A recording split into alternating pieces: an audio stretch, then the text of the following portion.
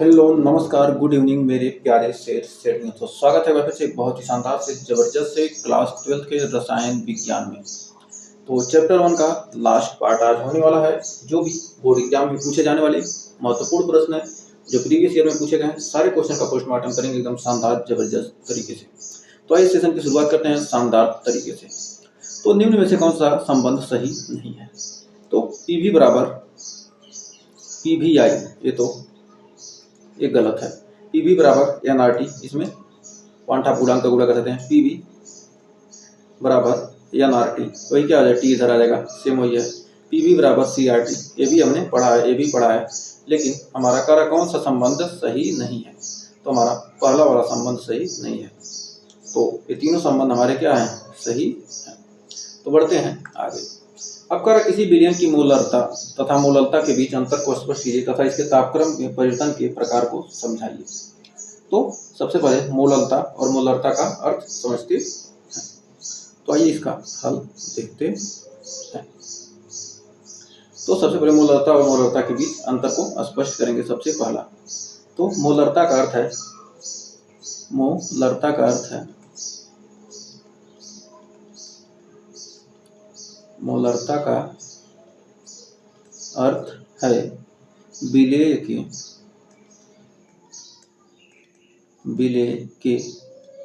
1 litre विलयन में घुले होते हैं।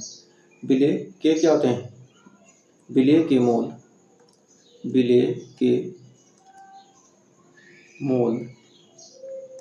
क्या हो? 1 लीटर विलयन में घुले होते हैं। 1 लीटर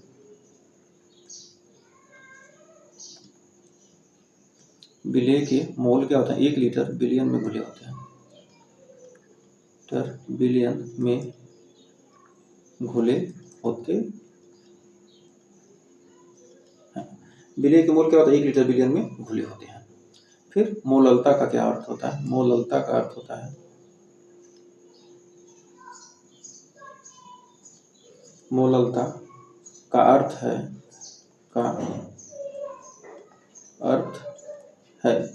विलेय के मोल क्या होते हैं? विलेय के मोल क्या होते हैं? 1 किलोग्राम विलायक में घुले होते हैं। विलेय के मोल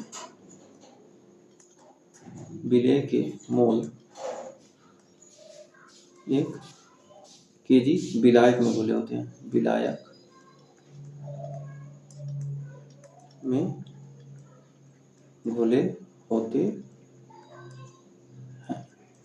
विलेय के मोल क्या होते हैं? मोललता का अर्थ है विलेय के मोल क्या होते हैं? 1 केजी विलायक में घुले होते हैं। तो फर्स्ट का तो उत्तर हमने जान लिया। अब सेकंड क्या कह रहा है? अब कह रहा है अंतर स्पष्ट कीजिए तथा इसके तापक्रम में परिवर्तन के प्रकार को समझाइए।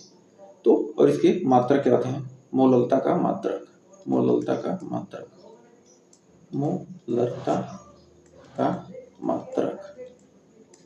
मोलरता का मात्रक है मोल प्रति लीटर। क्योंकि क्या होता है? 1 लीटर विलयन में, और मोललता का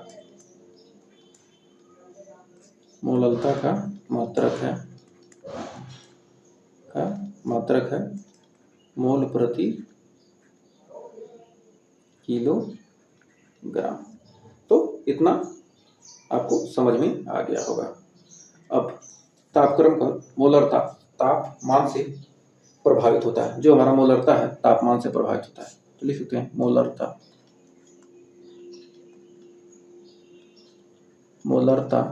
क्या होता है? तापमान से प्रभावित होता है। तापमान से प्रभावित होता है। मोलरता तापमान से प्रभावित होता है।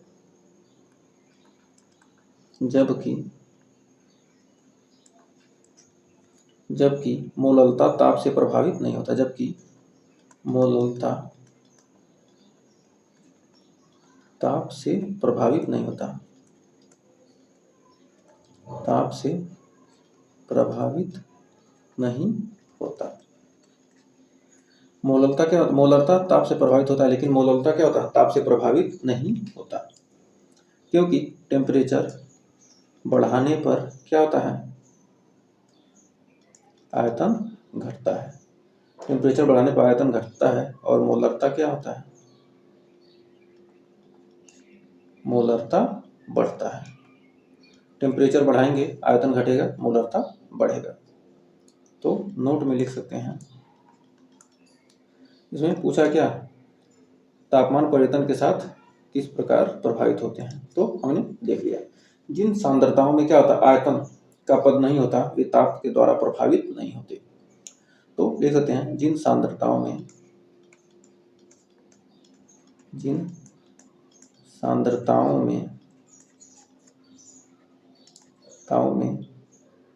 आयतन भी का पद नहीं होता,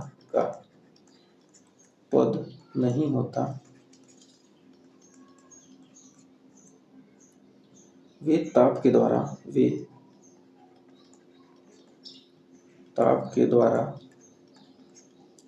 प्रभावित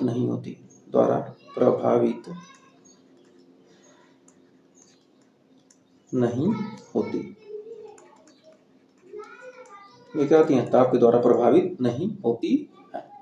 तो हमें उम्मीद है यहाँ तक आपको कोई डाउट नहीं होगा, और 2024 में पूछे गए क्वेश्चन का हमने पूरी तरह से पोस्टमार्टम कर दिया है।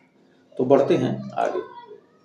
अब अगला क्वेश्चन क्या कर रहा है, कर 9 ग्राम ग्लूकोज को 500 ग्राम जल में घोला गया, इस पर इतना बार दाब पर विलयन का क्वथनांक ज्ञात कीजिए। अब 2018 में पूछा गया क्वेश्चन है, और जल के लिए के का मान दिया है इतना। तो आइए इसका हल देखते हैं।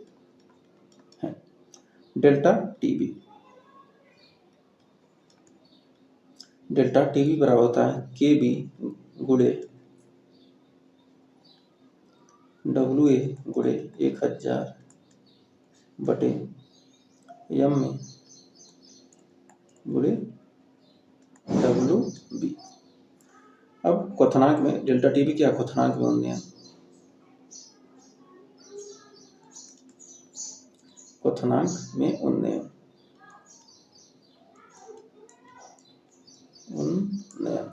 तो क्वथनांक में उन्नयन डेल्टा टीवी बराबर हमारा केबी का मान कितना है, 0.52। WA विलय का भार दिया 500 ग्राम गुणे 1000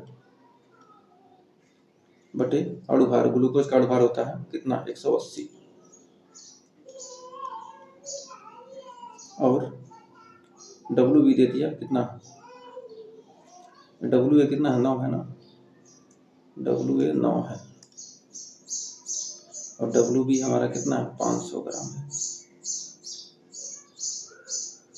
तो 9 दूना 18 यानी 20, 5 दूना 10 और 2 दहिया में 100, यानी हमारा आ गया डेल्टा टीवी का मान कितना, डेल्टा टीवी 0.052। यहाँ पर WA कितना है, यहाँ पर देखिए WA बराबर कितना है, 9 है ना, और WB यहाँ लिख लीजिएगा थोड़ा सा, WB 500 ग्राम, और हमारा जो हमारा ग्लूकोज होता है उसका अणुभार होता है 180, C6H12O6, ग्लूकोज का अणुभार होता है इतना। तो यहाँ से हमारा डेल्टा टीवी का मान इतना आ गया। अब पूछ क्या रहा है, अब हम जानते हैं डेल्टा टीवी बराबर होता है टीवी माइनस टीवी नॉट, और ये टीवी नॉट ही हमारा क्या है, विलायक का क्वथनांक। विलायक क्या है,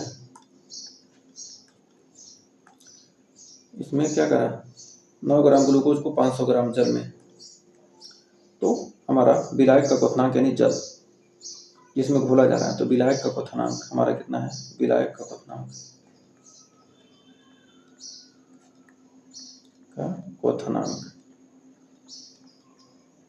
जल का क्वथनांक कितना होता है, 100 डिग्री सेल्सियस। 100 डिग्री सेल्सियस, तो हमारा डेल्टा टीवी बराबर कितना दिया है, डेल्टा टीवी बराबर हमारा है 0.052, और टीवी का मान पूछ रहा है -100, तो 100 इधर रहेगा, तो विलयन का क्वथनांक हो जाएगा, विलयन का क्वथनांक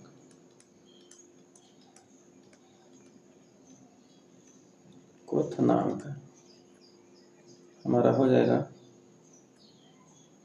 टीवी बराबर 100 प्लस 0.052, यानी टीवी बराबर 100.052 डिग्री सेल्सियस। यही हमारा आंसर निकल कर आ गया। तो हमें उम्मीद है यहाँ तक आपको कोई डाउट नहीं होगा और 2018 के क्वेश्चन का हमने पोस्टमार्टम कर दिया। तो बढ़ते हैं इसी के साथ अगले क्वेश्चन की तरफ। तो देखिए अगला क्वेश्चन क्या करा है, कर भारानुसार 20% पोटेशियम कार्बोनेट विलयन की मोलरता की गणना कीजिए। तो हमारा कह रहा 20% K2CO3 potassium carbonate, 20% potassium carbonate, तो हमारा इसमें हो जाएगा 80% H2O। 20% पोटेशियम कार्बोनेट है तो हमारा 80% क्या हो जाएगा, जल हो जाएगा। तो WA का मान कितना है, तो 20, और WB का मान कितना है, 80, और अणुभार MA पोटेशियम का होता है कितना,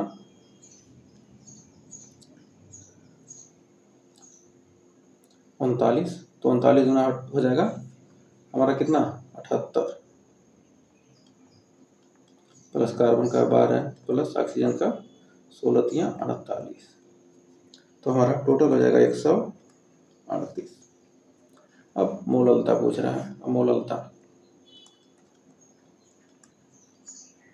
मोललता हो जाएगा कितना, एम में WA गुणे 1000 बटे एम में गुणे WB, ये 1000 है ना।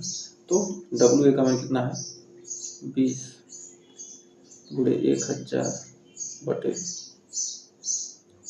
80 गुणे 138, तो हमारा 20 चौके और ये हमारा हो जाएगा 250 बटे 138, यानी हमारा हो जाएगा 1.8 मोल प्रति किलोग्राम। तो हमें उम्मीद है यहाँ तक आपको कोई डाउट नहीं होगा और अच्छे से क्लियर हो गया होगा। ये हमारा क्या हो गया, आंसर निकल कर आ गया, और ये भी 2018 में पूछा गया क्वेश्चन था। तो ऐसे ऐसे सिंपल क्वेश्चन आपके एग्जाम में आते हैं। फिर अगला क्वेश्चन करा, दो द्रव्यों A तथा B के वाष्प दाब क्रमशः 80 mm और 60 mmHg हैं, तो A के 3 मोल और B के 2 मोल मिलाने पर प्राप्त विलयन का कुल वाष्प दाब क्या होगा। तो आइए इसका सॉल्यूशन निकालते हैं। A और B के वाष्प दाब हैं PA0 है 80 और PB0 है 60। अब NA A के 3 मोल, NA A के 3 मोल और B के 2 मोल मिलाने पर हमारा XA बराबर हो जाएगा NA बटे NA प्लस NB, 3/3 प्लस 2 यानी 3/5 यानी 0.6। NA का मान आ गया 0.6, XA का मान आ गया कितना, 0.6। अब XA का मान निकल आ गया, तो यहाँ से हमारा P बराबर होता है PA0 into XA plus PB0 1 minus XA। तो हमारा PA0 का मान कितना है, 80 गुणे 3/5 ही रखते हैं क्योंकि यहाँ काटने में आसानी होगी, प्लस PB0 का मान 60 गुणे 1 माइनस 3/5, यानी 5 से काट देंगे 16, 16 तियाँ 48 प्लस 6 गुणे 60 गुणे 2/5, 5 से 12 दूना 24, 48 प्लस 24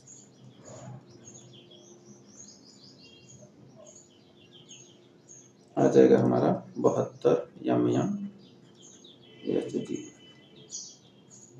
ये हमारा क्या हो गया, आंसर निकल कर आ गया। तो हमें उम्मीद है यहाँ तक आपको कोई डाउट नहीं होगा और अच्छे से क्लियर हो गया होगा। तो बढ़ते हैं आगे। अब बहुत ही शानदार क्वेश्चन कर 2024 में पूछा गया था 1 नंबर में, किसी विलयन के अणुसंघ के गुणधर्म निर्भर करती हैं। तो विलय के कणों की संख्या पर, ये तो सही है।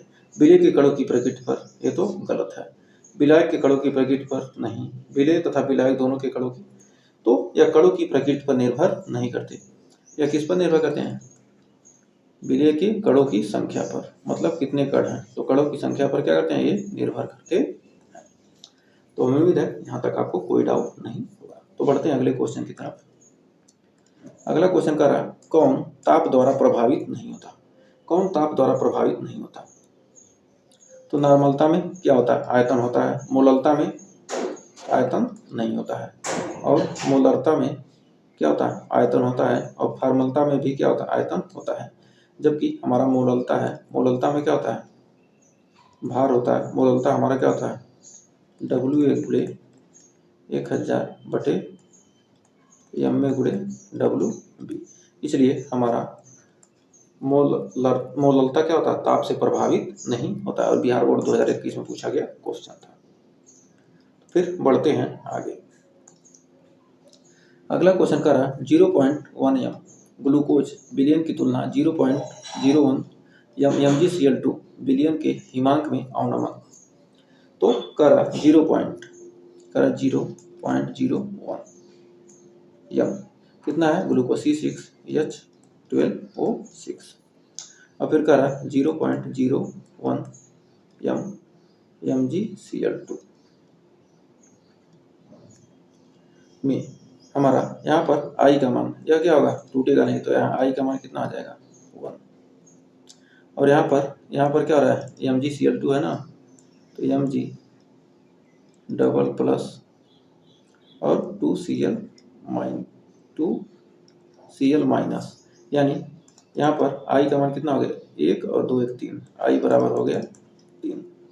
तो कह रहा हिमांक में अवनमन क्या हो जाएगा, हमारा I बराबर 3 आ गया, लगभग 3 गुना हो जाएगा। तो लगभग क्या हो जाएगा, 3 गुना हो जाएगा। तो यहाँ से एकदम सिंपल सा क्वेश्चन था। फिर बढ़ते हैं आगे। करा Na2CO3 के इतना विलयन में 500 मिली के लिए आवश्यक मात्रा है। तो करा मोलरता, यहाँ से मोलरता निकालेंगे। मोलरता पूछ रहा है, तो हमारा मोलरता दिया कितना, 0.2। मोलरता नहीं पूछ रहा, यहाँ पर पूछ रहा है कितना, आवश्यक मात्रा, यानी W का मान पूछ रहा है, WA का मान पूछ रहा है। और आयतन दिया है कितना, 500 ml। फिर Na2CO3 यानी Ma अणुभार हो जाएगा इसका 106, और WA का मान पूछ रहा है। तो हमारा मोलरता बराबर होता है, मोलरता बराबर WA गुणे 1000 बटे MA गुणे V। तो यहाँ से मान रखेंगे, मोलरता दिया 0.2, WA का मान कितना है पूछ रहा है, 1000 बटे आयतन दिया कितना, 500, और MA दिया 106, 500 दूना और 2 से भाग देंगे तो 2 5 6 2 3, और WA बराबर हमारा हो जाएगा यहाँ से 53 दूना 106, यानी 10.6 ग्राम। ये हमारा क्या हो जाएगा, आंसर निकल कर आ जाएगा। तो उम्मीद है यहाँ तक आपको कोई डाउट नहीं होगा और अच्छे से क्लियर हो गया होगा। तो बढ़ते हैं आगे। कह रहा 90 ग्राम जल में 1.8 ग्राम ग्लूकोज का मोल प्रभाव।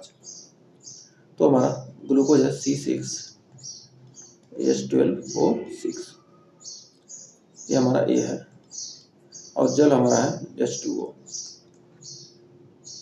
यानी B।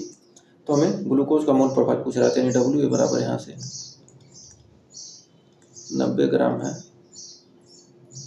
और इसका अणुभार होता है ग्लूकोज का 180, और यहाँ से Na का मान निकालेंगे तो हमारा W/M यानी 1.8/180 यानी हमारा आ जाएगा 0.18/18। अब यहाँ से H2O का W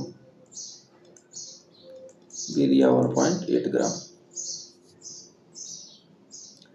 सॉरी ग्लूकोज 90 ग्राम जल इतना हमारा 90 ग्राम जल में, तो हमारा एक सेकेंड, तो यहाँ से हमारा W हमारा दिया ग्लूकोज दिया 1.8, और हमारा जो WB दिया है जल का दिया है WB बराबर कितना 90 ग्राम, और MB जल का अणुभार होता है कितना H2O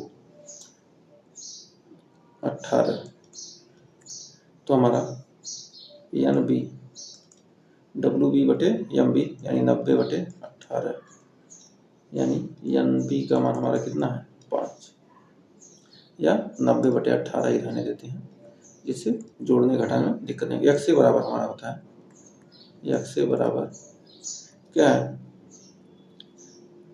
हमारा ग्लूकोज का मोल प्रभाव, यानी x से पूछ रहा है, x से बराबर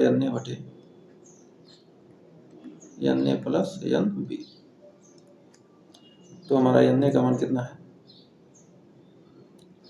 0.18/18 प्लस 90/18, ये क्या है /18 भी है। तो क्या होगा, नीचे के ऊपर के हर बराबर था, हर कट जाएगा, तो हमारा यहाँ से आ जाएगा कितना XA बराबर 0.18/90.18।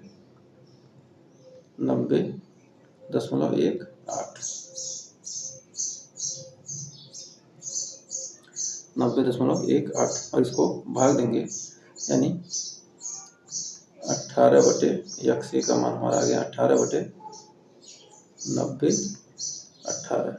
यहाँ पर काटने पीटने पर इतना हमारा आ जाएगा, तो ये हमारा हो जाएगा ऑप्शन नंबर C।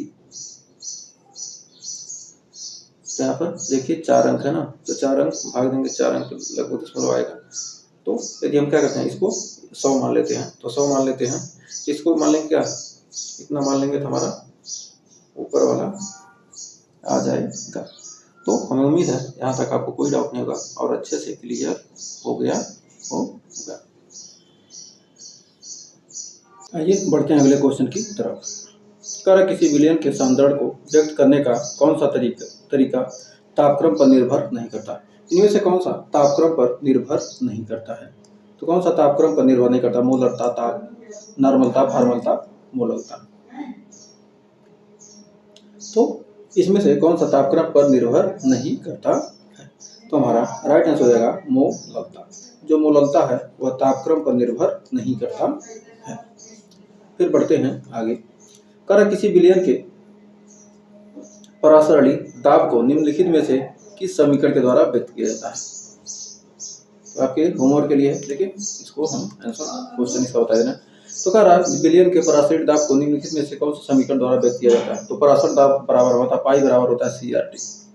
पाई बराबर हम जानते हैं CRT, पाई बराबर CRT। तो पाई बराबर CRT, तो पाई बराबर, इसमें तो सारे उल्टे पुल्टे दे रखे हैं, तो हमारा ये हो जाएगा ये टी हमारा सी हमारा CRT हमारे क्या होगा, ये सी नीचे नहीं रहेगा, ये हमारा क्या है गलत दे रखा है। तो पाई बराबर में क्या सी आर टी, ये हमारा फार्मूला ही क्या देख रखा है इसमें, ऑप्शन नंबर डी हो जाएगा, ये सी ऊपर रहेगा। तो हमें उम्मीद है यहाँ तक कोई डाउट नहीं होगा। बढ़ते हैं आगे, यही वाला ये हमारा राइट आंसर हो जाएगा, पाई बराबर आर टी इंटू सी। तो फिर अगला क्वेश्चन का 27 डिग्री सेल्सियस पर यूरिया के m/10 बिलियन का परासर दाब ज्ञात कीजिए। तो हमारा मोलरता दिया है, सांद्रता दिया है C/1/10, यानी मोलरता दिया है, मोलरता दिया कितना m/10। तो यानी हमारा कह रहा है कि 27 डिग्री सेल्सियस, तो T बराबर हमारा 27 डिग्री सेल्सियस। इसका हल करेंगे तो इसका सॉल्यूशन करेंगे तो हमारा क्या दिया, T बराबर 27 डिग्री सेल्सियस, 27 डिग्री सेल्सियस। तो हमारा ये हो गया 300 केल्विन, 273 जोड़ देंगे तो हमारा 300 केल्विन हो जाएगा। ये केल्विन है, ध्यान रखिएगा। फिर हमारा मोलरता दिया है, मोलरता यानी C बराबर दिया है 1/10। अब परासरण दाब पूछ रहा है, परासरण दाब पूछ रहा है, 2024 में पूछा गया क्वेश्चन भी है, यानी P का मान पूछ रहा है और R का मान हम जानते हैं 0.0821 होता है, और यहाँ पर R का मान भी दिया है। तो हमारा P बराबर CRT, P बराबर होता है CRT, P बराबर होता है CRT। तो P निकालना, C का मान दिया है 10, R का मान 0.0821 और T का मान कितना है 300। एक जीरो से एक जीरो हट जाएगा और यहाँ पर हमारा आ जाएगा P बराबर 8×3 = 24, यानी हो जाएगा 2.4630 ATM। हमारा क्या हो गया, P का मान, परासर दाब का मान निकल कर आ जाएगा। तो हमें उम्मीद है यहाँ तक आपको कोई डाउट नहीं होगा और अच्छे से क्लियर हो गया होगा। तो इतना ATM हमारा दाब निकल आएगा। फिर बढ़ते हैं आगे, अगला क्वेश्चन क्या करा, कर अपसमान्य आणविक द्रव्यमान से आप क्या समझते हैं, यानी अपसमान्य आणविक द्रव्यमान यानी अपसमान्य अणुभार से, अपसमान्य अणुभार से आप क्या समझते हैं, या यूपी बोर्ड में पूछा गया क्वेश्चन है। तो उत्तर इसका हल करेंगे तो किसी यौगिक का वह अणुभार जो उसके वियोजन या संयोजन के द्वारा प्राप्त होता है उसे ही अपसमान्य अणुभार कहते हैं। वियोजन या संयोजन के बाद जो अणुभार प्राप्त होता है वही क्या कहलाता है, अपसमान्य अणुभार। इसके बारे में हमने डिटेल के साथ पढ़ा है। तो कह रहा है किसी यौगिक का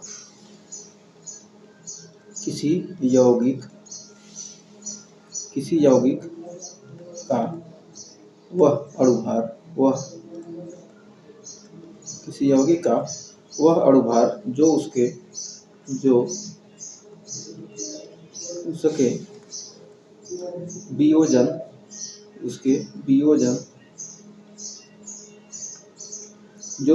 वियोजन या संयोजन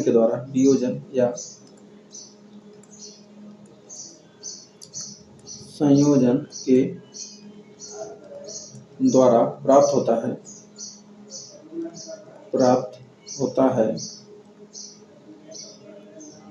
अपसमान्य अणुभार कहलाता है। अपसमान्य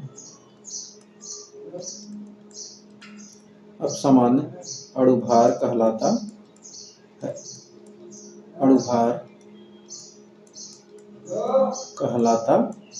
क्या कहलाता है, अपसमान्य अणुभार कहलाता है। जैसे KCl, उदाहरण के लिए हमने KCl ले लिया, इसका अणुभार है 74.5। अब इसका क्या रहा है, वियोजन हो जा रहा है, यानी K++ Cl-। तो ये हमारा हो गया, दो भागों में टूट गया, यानी 74.2/2 यानी 37.25। तो ये क्या हमारा अपसमान्य अणुभार है, ही अपसमान्य अणुभार है।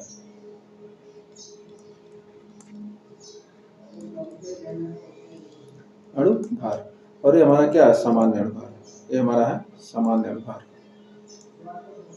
ये है, ये दो भागों में टूट गया तो ये क्या होगा, 2 से भाग देंगे, ये क्या है, सामान्य अणुभार।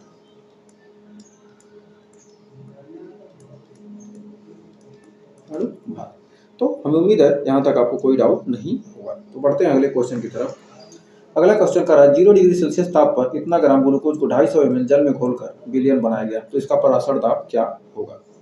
तो टी बराबर इसका हल दिया है, यानी टी बराबर दिया 0 डिग्री सेल्सियस, यानी हमारा हो जाएगा 273 केल्विन। इसका टेम्परेचर हो गया 273 केल्विन। और डब्ल्यू बराबर दिया कितना 0.45 ग्राम। तो इसका अणुभार हो जाएगा C6H12O6। ग्लूकोज है, ग्लूकोज का अणुभार होता है m बराबर 180। और आयतन दिया कितना 250 ml, 250 ml या 0.250 लीटर। और R का मान कितना दिया है 0.0821 और P का मान पूछ रहा है। तो हम जानते हैं कि हमारा होता है PV बराबर NRT।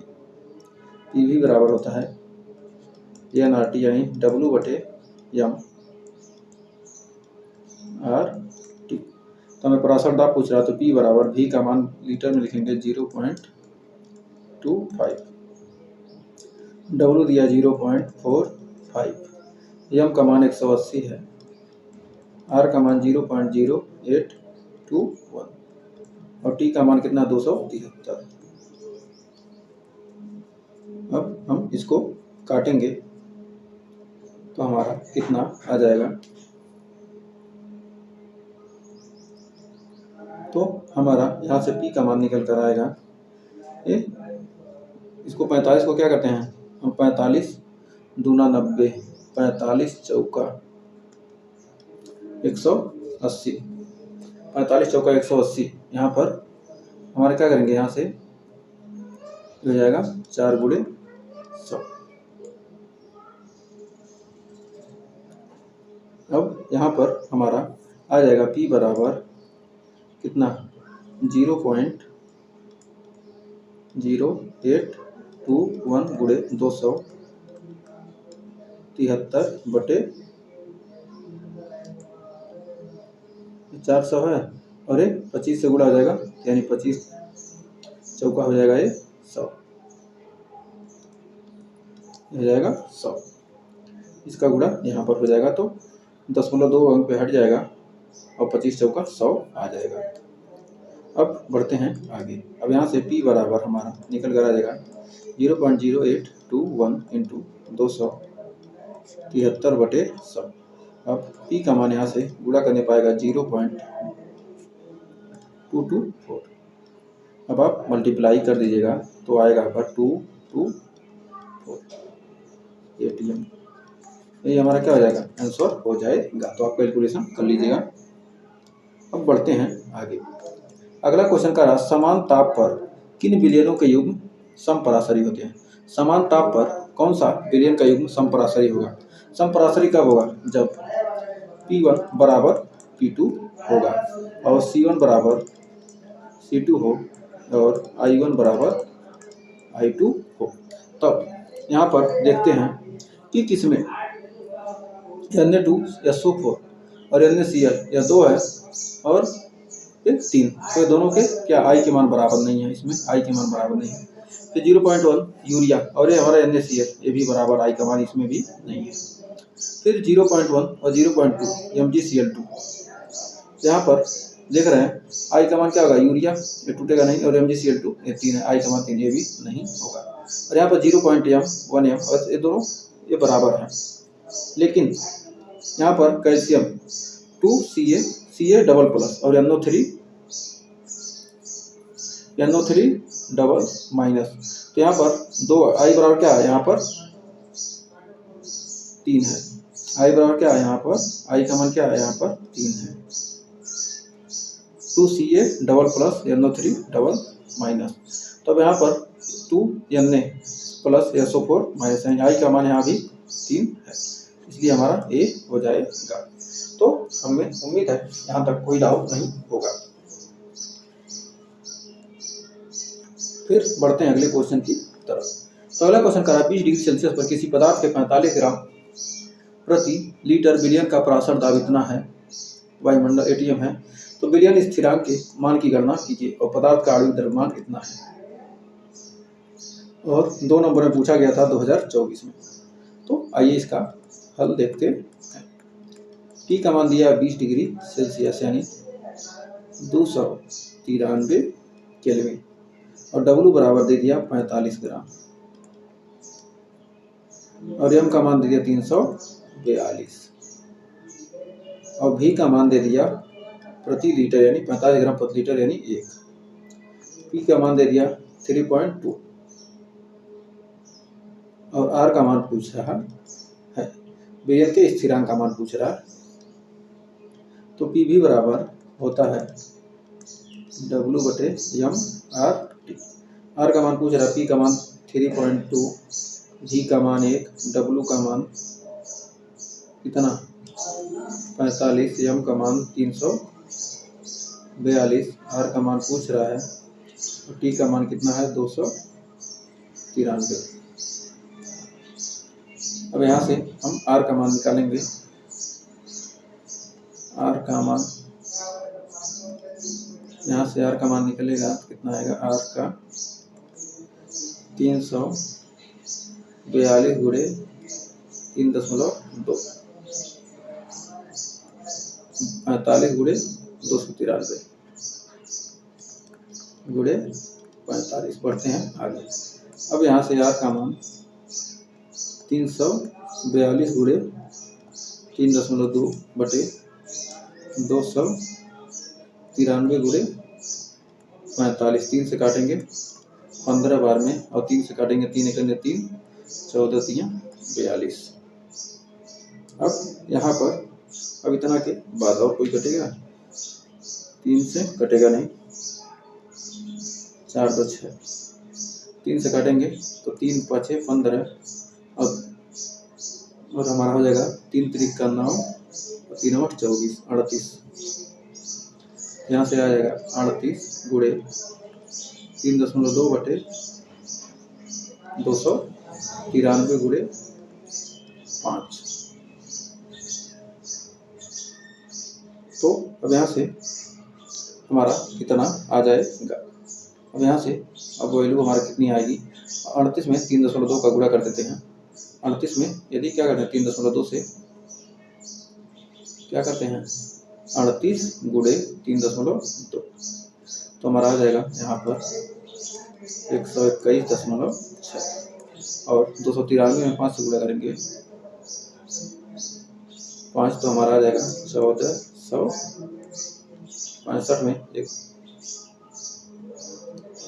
1465 से क्या करेंगे हम 121.6 में क्या करेंगे भाग दे देंगे 1465 से हमारा आ जाएगा 0.083 आ जाएगा। ये हमारा क्या आ जाएगा आंसर निकल कर आ जाएगा। तो हमें उम्मीद है यहाँ तक आपको कोई डाउट नहीं होगा और अच्छे से क्लियर हो गया होगा। तो बढ़ते हैं आगे।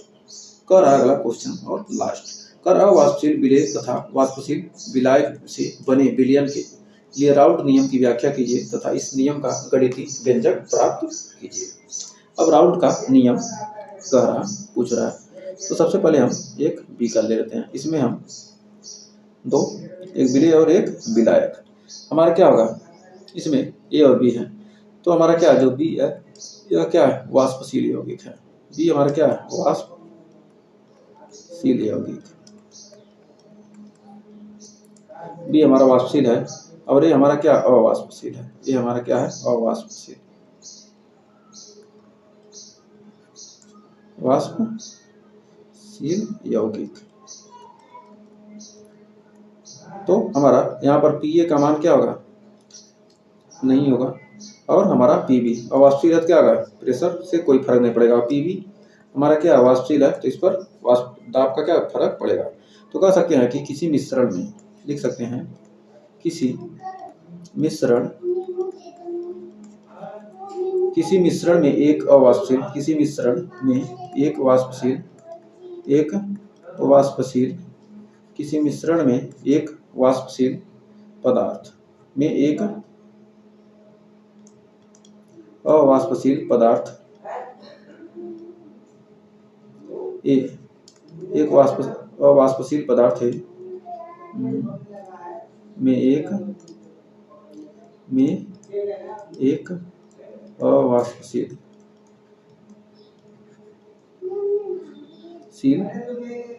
पदार्थ है, एक अवाष्पशील पदार्थ ए, एक अवाष्पशील क्या है पदार्थ ए, वह एक वाष्पशील पदार्थ, वह एक वाष्पशील पदार्थ बी लेने पर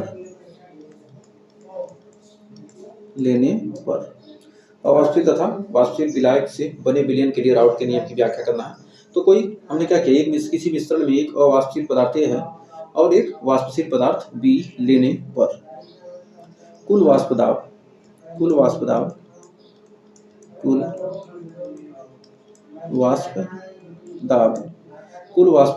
उनके आंशिक वाष्प दाब के उनके आंशिक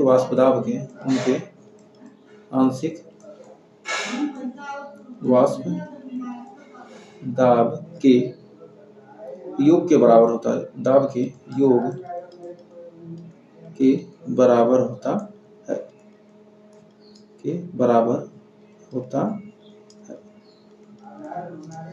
परंतु कुल वाष्प दाब अवाष्पशील ए के द्वारा प्रभावित नहीं होता। वाष्प दाब के योग के बराबर होता है, लेकिन जो कुल वाष्प दाब है, परंतु कुल वाष्प दाब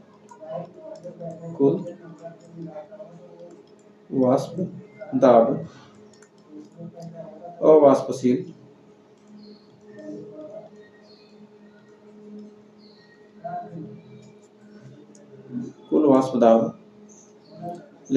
परंतु कुल वाष्प दाब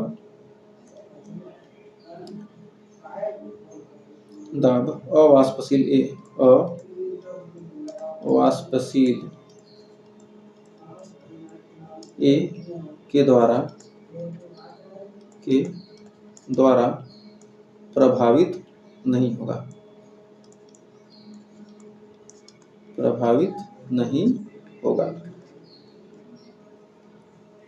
अतः कुल हमारा वाष्प दाब क्या होगा, पीबी के ही बराबर होगा, ए का कोई फर्क नहीं पड़ेगा। तो पी बराबर हो जाएगा P B naught into 1 minus X A. तो हमारे यहाँ से P B not minus P बटे पी बी नॉट बराबर एक्स ए हमारा हो जाएगा। तो ये हमारा क्या होगा, फार्मूला निकल कर आ गया। मोल प्रभाज का फार्मूला क्या कर रहा इस नियम का गणितीय व्यंजक भी लिखे, तो हमने गणितीय व्यंजक भी लिख दिया। तो x से बराबर P B not minus P बटे पी बी नॉट। तो क्या हमारा पी बी नॉट क्या है, पी बी नॉट है हमारा विलायक वाष्पशील का आंशिक वाष्प दाब, विलायक जो वाष्पशील है